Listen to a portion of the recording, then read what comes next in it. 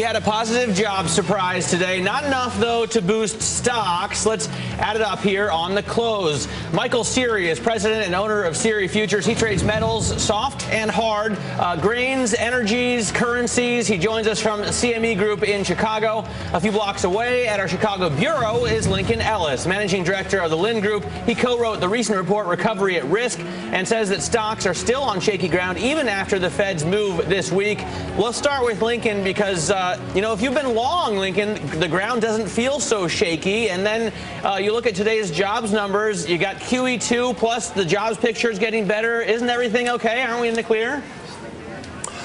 Well, I think you have to think about both the pace of the recovery and the trajectory of the jobless piece to actually do the fundamental addition to understand where we are both in terms of the recovery and where we are in terms of stock prices. These kind of low interest rate environments tend to and obviously have been quite favorable for stocks. And given the kind of underpinning and excessive amount of stimulus we have in the system, one, you're not too surprised to see an uptick in the employment picture, and then secondarily, you're certainly not surprised to see the kind of run-up we've had ahead of this massive amount of stimulus that was announced on Thursday. So we're kind of right where we think we probably are. Is it So it's working? The question is, what is it working for and to whom is it working for? Certainly, it's important to remember, you remember A.J. Kapoor writing about the plutocracy in the late 1990s, early 2000s. And really the point of that work was always that excess returns in stock market values would create this wealth effect that would have a ripple through in a very positive fashion towards job creation. And I think that's what the Federal Reserve and certainly Chairman Bernanke are after in this situation. And given the way that the current plutocracy accounts for GDP spending, probably somewhere in the neighborhood of 30 to almost 40%, he could very well get his wish and maybe get some follow-through. I want to just quickly ask Michael here, was everything priced in until just now? I mean, you'd think that the market would gain on these job gains, although you could say maybe they think that we're not going to get any more quantitative easing. How do you view it? Right. Well, the last couple of days we've had the big rally, so this was, baked into the cake. But really the story is, again, is the metals. Silver up another 70, gold, even crude oil up for the fourth or fifth day. The money is flowing into the commodity sector, and that's where really a lot of the action is to the upside. All right. So, Michael, Adam Johnson here. Gold, $1,400, practically. Well, I should say practically $1,400. That's a new high. Is this really the fear factor? I mean, is this the one thing out there that's telling you that markets really aren't comfortable with what's happening? No, I don't even think that. I just think there's a lot of demand. Look at silver, almost at $27. Platinum, a $17.50. Palladium, that's used in a lot of car making. Now, these are all new contract highs for the year. I think there's just a lot of demand. And where there's demand, prices go higher. All of the grain products. Look at cotton prices, all-time highs. Look at sugar prices, 30-year highs. The money's really flowing in the commodities. And that's why the stock market's going up. It's basically a bigger commodity market. They want commodity prices to go up.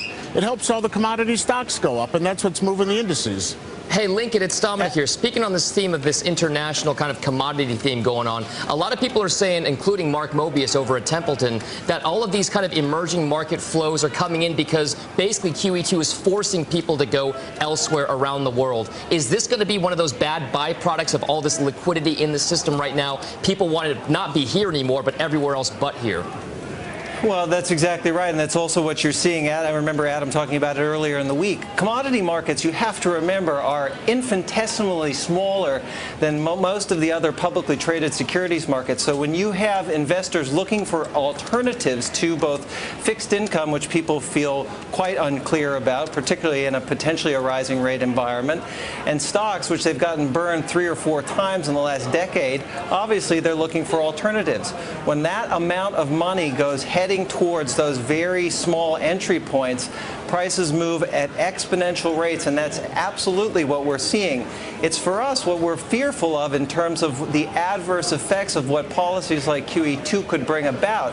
With oil screaming towards 90 and quite possibly $100, it'll put a very large crimp in terms of consumer consumption, particularly in the developed economies, but also will weigh on international trade as export-driven economies like Southeast Asia, Japan, and and Brazil really will struggle, both at a currency level and an export level, to keep a pace with those higher commodity inputs. Hey, Michael, watching just the upward momentum in so many different asset classes, whether it's equities, whether it's the commodities, I mean, do you fight it at this point, or can you not at this point because the trend is too strong?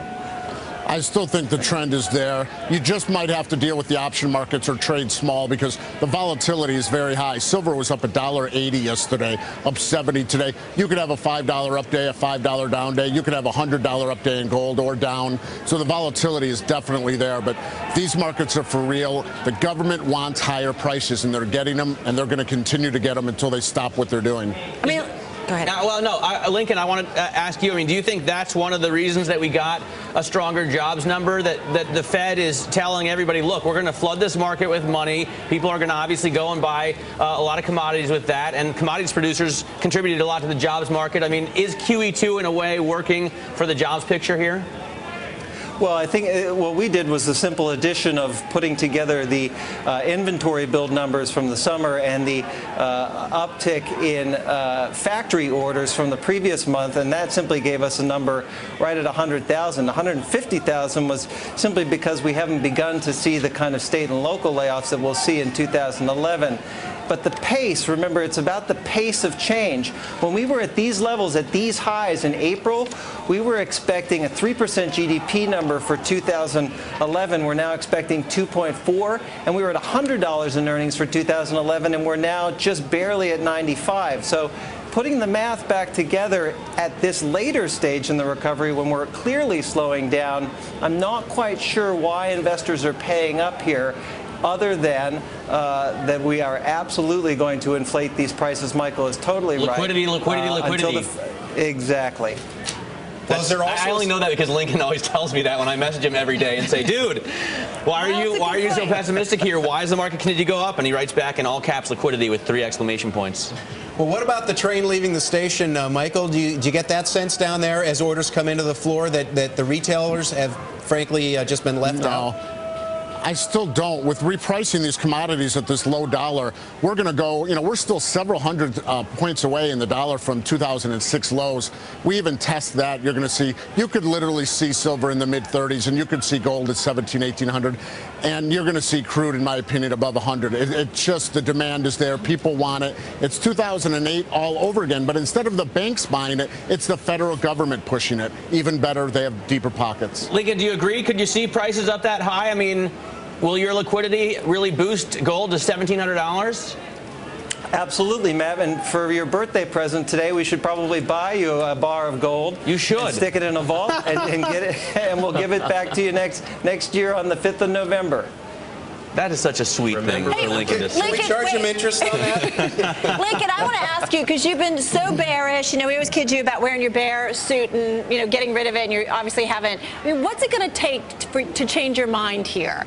Because we are seeing better economic statistics. Take today, for example. I mean, things certainly do feel better. What's it going to take to change your mind? Well, as we've always said, Carol, we're just trying to be constructive about and cautious about how we go about putting money to work at a particular time in the cycle. And while we continue to be bearish, it certainly hasn't prevented us from being involved in these markets or being involved in places like commodities or gold or things of that nature. It just allows us to sort of temper our enthusiasm so that we don't get carried away on the upside and that we aren't surprised on the downside.